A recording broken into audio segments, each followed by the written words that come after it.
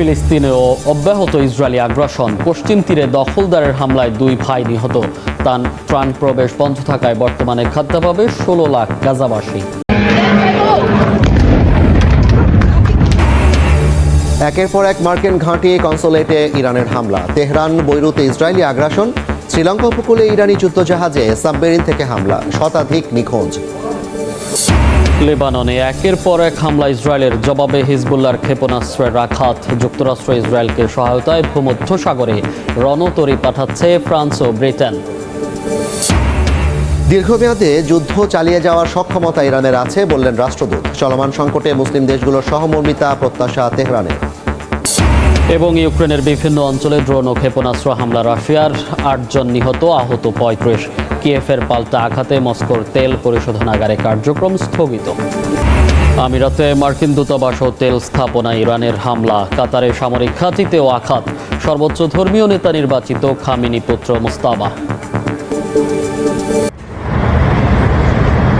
মাত্র 60 সেকেন্ডের ব্যবধানে তেহরানের সমন্বিত একাধিক হামলায় খামেনি সহ শীর্ষ 7 নিরাপত্তা কর্মকর্তা এবং তার পরিবারের ঘনিষ্ঠ কয়েকজন সদস্য নিহত হন। একই অভিযানে আরও প্রায় 40 জন জ্যেষ্ঠ নেতাকে হত্যা করা হয়েছে বলে দাবি ইসরায়েলের। কয়েক দশকের প্রস্তুতি আর শেষ 6 মাসে যুক্তরাষ্ট্রের প্রযুক্তিগত ও মানব গোয়েন্দা সহায়তায় পরিকল্পনাটি চূড়ান্ত রূপ পায়, এমনটাই জানিয়েছে দ্য গার্ডিয়ান।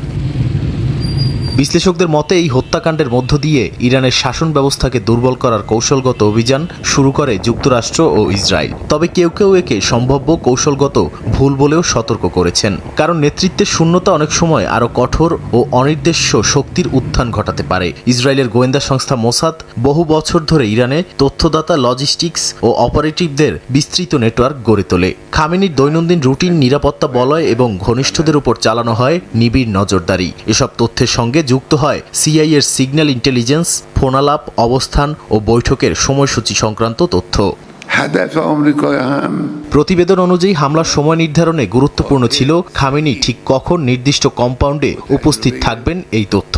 যুক্তরাষ্ট্রের আড়িপাতা ও ইসরায়েলের মানব গোয়েন্দা তথ্য একত্র করে নিখুঁত লক্ষ্য নির্ধারণ করা সম্ভব হয়েছে বলে দাবি সংশ্লিষ্টদের। বিদেশে লক্ষ্যভিত্তিক হত্যাকাণ্ডের দীর্ঘ ইতিহাস থাকলেও এর আগে কোনো রাষ্ট্রপ্রধানকে হত্যা করেনি ইসরায়েল। তাদের সামরিক গোয়েন্দা সংস্থার এক সাবেক প্রধান এই হামলাকে কৌশলগত ও অভিযানগত বিশাল চমক বলে আখ্যা দিয়েছেন। ইসরায়েলি বিশ্লেষকদের সতর্কবার্তা, গুপ্ত হত্যা কখনো স্থায়ী সমাধান নয়। হামাস ও হিজবুল্লাহ নেতাদের হত্যা করেও সংগঠনগুলো টিকে আছে। এক সাবেক সিআইএ কর্মকর্তা বলেন, মাঠ পর্যায়ে শক্তিশালী মানব গোয়েন্দা নেটওয়ার্ক ছিল ইসরায়েলের। অভিযানটি 60 সেকেন্ডে শেষ হলেও এর পেছনে ছিল বছরের পর বছরের প্রস্তুতি। আধুনিক যুদ্ধ এখন তথ্য, অনুপ্রবেশ ও সঠিক সময় নির্বাচনের উপর নির্ভরশীল। মার্কিন প্রেসিডেন্ট ডোনাল্ড ট্রাম্পের ঘোষণায় অপারেশন এপিক ফিউর মাধ্যমে ইরানে হামলা শুরু করে যুক্তরাষ্ট্র ও ইসরায়েল। এতে ইরানি নিহতের সংখ্যা 1000 ছাড়িয়েছে।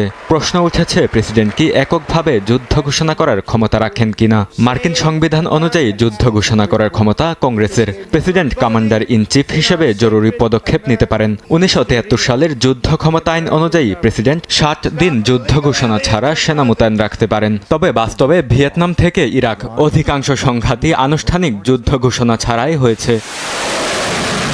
এখন পর্যন্ত যুক্তরাষ্ট্র আকাশ ও নৌ হামলায় সীমাবদ্ধ। ইরানে স্থল অভিযানের সম্ভাবনাও উড়িয়ে দেননি মার্কিন প্রেসিডেন্ট। তবে এমন পদক্ষেপ যুক্তরাষ্ট্রের জন্য বিশাল চ্যালেঞ্জিং বলে মনে করছেন বিশ্লেষকরা। ইরাকের তুলনায় ইরান কয়েক গুণ বড়। 1.5 লাখেরও বেশি সেনা মোতায়েন করেও ইরাকে তখন স্থিতিশীলতা আনা যায়নি। তাই ইরানে স্থল অভিযান পরিচালনা দীর্ঘ, ব্যয়বহুল এবং জটিল হবে বলে মনে করছেন বিশ্লেষকরা। ইরানে যুক্তরাষ্ট্রের অভিযান কতদিন চলবে তা নির্ভর করছে কয়েকটি বিষয়ের উপর, যার মধ্যে মার্কিন সামরিক মজুদ, অর্থায়ন এবং রাজনৈতিক সদিচ্ছা অন্যতম। কংগ্রেস চাইলে প্রস্তাব পাশ করে অভিযান সীমিত করতে পারে, যদিও দুই কক্ষে রিপাবলিকানদের অল্প ব্যবধানে সংখ্যাগরিষ্ঠতা তা জটিল করে তুলছে। একই সঙ্গে ক্ষেপণাস্ত্র, ইন্টারসেপ্টর সিস্টেমের মজুদও সীমিত। প্রতিরক্ষা চুক্তির আওতায় তা সরবরাহ অব্যাহত না থাকলে দ্রুত কমে আসবে মজুদ। ফলে প্রশ্ন থেকে যাচ্ছে, এই সংঘাত সাময়িক অ্যাটাক হয়ে থাকবে নাকি রূপ নেবে দীর্ঘমেয়াদী যুদ্ধে। গত গত শনিবার ইরানে যৌথ হামলা চালায় যুক্তরাষ্ট্র ও ইসরায়েল। পাল্টা প্রতিক্রিয়ায় ইরান মধ্যপ্রাচ্যের বিভিন্ন স্থানে মিসাইল ও ড্রোন হামলা শুরু করে এবং গুরুত্বপূর্ণ জ্বালানি অবকাঠামোকেও লক্ষ্যবস্তু বানায়। পাশাপাশি ইরান বন্ধ করে দেয় হরমুজ প্রণালী, যেখান দিয়ে বিশ্ব জ্বালানির প্রায় 20% সরবরাহ হয়। ফলে বৈশ্বিক জ্বালানি সরবরাহে বড় ধরনের অনিশ্চয়তা তৈরি হয়। মিয়ানমারের সামরিক সরকারের বিবৃতিতে বলা হয়, বর্তমান বিশ্ব রাজনীতি ও মধ্যপ্রাচ্যের যুদ্ধের কারণে সমুদ্রপথে তেলবাহী জাহাজ চলাচলে বাধা সৃষ্টি হচ্ছে এবং ব্যাহত হচ্ছে পণ্য পরিবহন। এই পরিস্থিতিতে জ্বালানি নিরাপত্তা নিশ্চিত করতে আরোপ করা হয়েছে অস্থায়ী বিধিনিষেধ। চালকদের নতুন নিয়ম মেনে চলার নির্দেশও দেওয়া হয়। জান্তা সরকার জানায়, চলতি সপ্তাহের শেষ দিক থেকে অর্ধেক প্রাইভেট গাড়ি চলাচল সীমিত করা হবে। জোর সংখ্যার লাইসেন্স প্লেটধারী গাড়ি কেবল জোর তারিখে আর বেজোর প্লেটধারী গাড়ি কেবল বেজোর তারিখে সড়কে নামতে পারবে। অর্থাৎ 2 নম্বর প্লেটের গাড়ি মাসের 2 তারিখে আর 3 নম্বর প্লেটের গাড়ি মাসের 3 তারিখে চলবে। সরকারের ভাষ্যমতে এতে জ্বালানি সাশ্রয় সম্ভব হবে। তবে বৈদ্যুতিক গাড়ি, বাস, ট্যাক্সি, কার্গো, জরুরি পরিষেবার যান এবং ময়লা আবর্জনার গাড়িকে এই নিয়মের বাইরে রাখা হয়েছে। বিশ্লেষকরা বলছেন, বৈশ্বিক সংঘাতের সরাসরি প্রভাব পড়েছে অভ্যন্তরীণ অর্থনীতি ও দৈনন্দিন জীবনে, যা দীর্ঘমেয়াদে আরও কঠিন হতে পারে।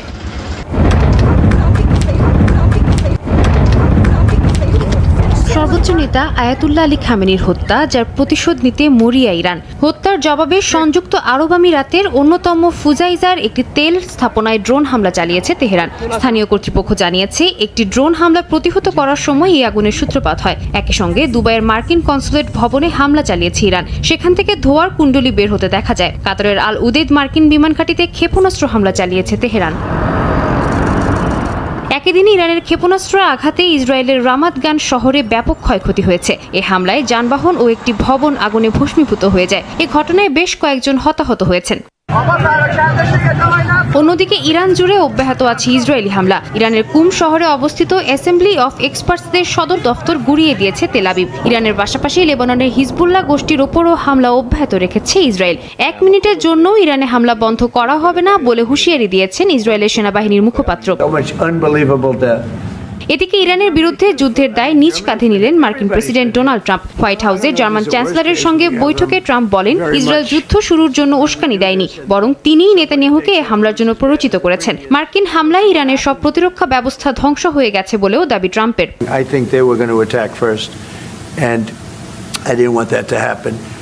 So if anything, I might have forced Israel's hand, but Israel was ready and we were ready. মধ্যপ্রাচ্যের সংঘাতের উত্তাপ পৌঁছে গেছে ইউরোপের দুয়ারেও। এর মধ্যেই ফ্রান্স ও যুক্তরাজ্য মার্কিন ইসরায়েলি বাহিনীর পক্ষে যুদ্ধে যোগ দেওয়ার জন্য নিজেদের সেনা পাঠানোর ঘোষণা দিয়েছে। ন্যাটোভুক্ত বেশ কিছু দেশ তাদের সামরিক ঘাঁটি ব্যবহারের সুযোগ দিচ্ছে, তবে স্পেন এতে অসম্মতি জানিয়েছে। জবাবে মাদ্রিদের সঙ্গে সব ধরনের বাণিজ্যিক সম্পর্ক শেষ করে দেওয়ার হুমকি দিয়েছে ওয়াশিংটন। চলমান সংঘাতের মধ্যেই নতুন সর্বোচ্চ ধর্মীয় নেতা হিসেবে আয়াতুল্লাহ আলী খামেনির ছেলে মোস্তফা খামেনির নাম ঘোষণা করেছে ইরানের অন্তর্বর্তী নেতৃত্ব পরিষদ। যুক্তরাষ্ট্র ও ইসরায়েলের অব্যাহত হামলা আর যুদ্ধের দাবামায় বিপর্যস্ত ইরান। 5 দিনের যুদ্ধ শেষে সবশেষ পরিস্থিতি পরবর্তী করণীয় তুলে ধরতে গুলশানে ইরানি রাষ্ট্রদূতের সংবাদ সম্মেলন। রাষ্ট্রদূত জলিল রহিমি জাহানাবাদী যুদ্ধের সময় সমর্থন ও সহমর্মিতার জন্য বাংলাদেশের সরকার ও জনগণের প্রতি কৃতজ্ঞতা জানান। তার ভাষ্য, সব আইন অবজ্ঞা করে আক্রমণ চালানো হয়েছে ইরানে। রাষ্ট্রদূতের প্রত্যাশা, এই আগ্রাসী শক্তির নিন্দা ও প্রতিবাদ জানাবে বাংলাদেশ। আমরা দেখেছি ইরান হামলা নিয়ে কিভাবে মানুষ প্রতিবাদ করেছে। আমরা কৃতজ্ঞ। সরকার আমাদের প্রতি সহমর্মী, তবে যে বিবৃতি দিয়েছে তা আমরা দেখেছি। আমরা প্রত্যাশা করছি ওআইসির সদস্য ও মুসলিম দেশ হিসেবে বাংলাদেশ আগ্রাসী শক্তির সরাসরি নিন্দা ও প্রতিবাদ করবে। তিনি জানান, আমেরিকা শান্তির পথে না আসা পর্যন্ত এই যুদ্ধ জারি রাখবে ইরান। প্রতিবেশীদের আমরা নিষেধ করেছি তাদের আশ্রয় দিতে। আমরা বাধ্য হয়ে আরব দেশগুলোতে আক্রমণ করছি। তারা যেখানেই থাকুক, আমরা তাদের টার্গেটে পরিণত করব।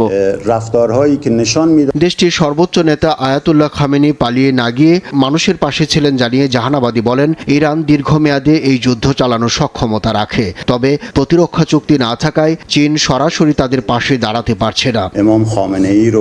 চীন রাশিয়ার সঙ্গে আমাদের সামরিক বা অস্ত্র কেনাবেচার চুক্তি আছে, কিন্তু প্রতিরক্ষা চুক্তি নেই, তাই তারা পাশে দাঁড়াতে পারছে না। আমাদের যা আছে তাতে যুদ্ধ চালিয়ে যেতে সক্ষম। দেশটিতে থাকা প্রবাসী বাংলাদেশিদের নিরাপত্তার বিষয়েও আশ্বস্ত করেন রাষ্ট্রদূত। বলেন তারা ইরানিদের মতোই সেবা পাবেন।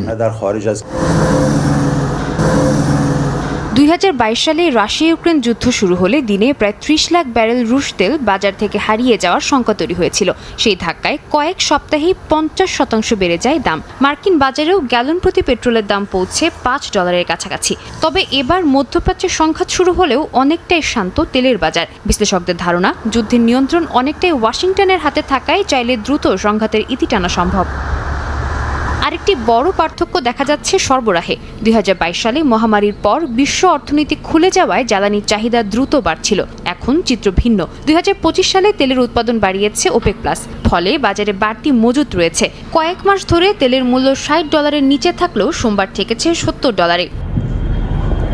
তবে ঝুঁকি একেবারে কম নয়। উপসাগরীয় দেশ সৌদি আরব, কুয়েত ও কাতার ইরানের অবকাঠামোগত হামলার মুখে পড়েছে। সবচেয়ে বড় অনিশ্চয়তা দেখা দিয়েছে হরমুজ প্রণালী ঘিরে, যেখান দিয়ে বিশ্বের প্রতি 5 ব্যারেলের 1 ব্যারেল তেল সরবরাহ হয়। বর্তমানে এই পথে ট্যাঙ্কার চলাচল 1 অঙ্কে নেমে এসেছে। এমন পরিস্থিতি চলমান থাকলে ইতিহাসের সবচেয়ে বড় সরবরাহ বিপর্যয় ঘটতে পারে বলে ধারণা করা হচ্ছে। জরুরি প্রতিক্রিয়াতেও আছে সীমাবদ্ধতা। 2022 সালে তেলের মূল্যবৃদ্ধি আটকাতে যুক্তরাষ্ট্র তাদের স্ট্র্যাটেজিক পেট্রোলিয়াম রিজার্ভ থেকে 18 কোটি ব্যারেল তেল বাজারে ছাড়ে। এখন সেই মজুদ প্রায় 30% কম। ফলে সংঘাত দীর্ঘায়িত হলে বাজারে হস্তক্ষেপের সুযোগ আগের চেয়ে সীমিত। বিশ্লেষকরা বলছেন, আপাতত পরিস্থিতি নিয়ন্ত্রণে থাকলেও যুদ্ধ যতটা দীর্ঘ হবে, জ্বালানির সংকট তত তীব্র হবে। ইরানে যুক্তরাষ্ট্র ও ইসরায়েলের হামলা ও এর জবাবে ইসরায়েল সহ মধ্যপ্রাচ্যের বিভিন্ন দেশে ইরানের পাল্টা হামলায় অস্থির বিশ্ববাজার। বাড়ছে অপরিশোধিত জ্বালানি তেলের দাম। বুধবার সকালে ব্রেন্ট ক্রুডের দাম আরও 1.2% বেড়ে ব্যারেল প্রতি দাঁড়িয়েছে $82.45, যা 2024 সালের জুলাইয়ের পর সর্বোচ্চ। যুদ্ধ শুরুর পর এখন পর্যন্ত দাম বেড়েছে 14%, আর ইউরোপীয় গ্যাসের দাম বেড়েছে 70%। কাতারে বিশ্বের বৃহত্তম এলএনজি রফতানিকারক কারখানা বন্ধ হওয়ার অনিশ্চয়তার মধ্যে ইউরোপে প্রাকৃতিক গ্যাসের দাম 2023 সালের পর সর্বোচ্চে পৌঁছেছে। বিশ্বে প্রায় 20% তেল ও গ্যাস পরিবহন হওয়া হরমুজ প্রণালীর প্রবেশপথে আন্তর্জাতিক জাহাজ চলাচল প্রায় স্থবির হয়ে পড়েছে। টালমাটাল বৈশ্বিক পুঁজিবাজারও। বুধবার সকালে লেনদেনে দক্ষিণ কোরিয়ার কসপি সূচক 8% পড়ে যায়। জাপানের নিক্কে 225 সূচক 3.6% কমেছে, আর অস্ট্রেলিয়ার ASX 200 সূচক 1.8% পতন হয়েছে। সংকটের মধ্যে বিশ্ববাজারে বাড়ছে ডলারের দাম। বিনিয়োগকারীরা বলছেন, সংকটকালে নিরাপদ আশ্রয় হিসেবে ডলার এখনও কার্যকর। ডলার সূচক 0.2% বেড়ে 99.28 দাঁড়িয়েছে, যা 3 মাসের মধ্যে সর্বোচ্চ মান। বিপরীতে ইউরোতে আস্থা হারাচ্ছে বাজার। প্রতি ইউরোর মান 0.3% কমে $1.15 নেমেছে। একইভাবে ব্রিটিশ পাউন্ডের মানও 0.3% কমে $1.33 ঠেকেছে। ভার্চুয়াল মুদ্রা বিটকয়েনের দাম 0.8% বেড়ে প্রতিটির দাম দাঁড়িয়েছে $66,585।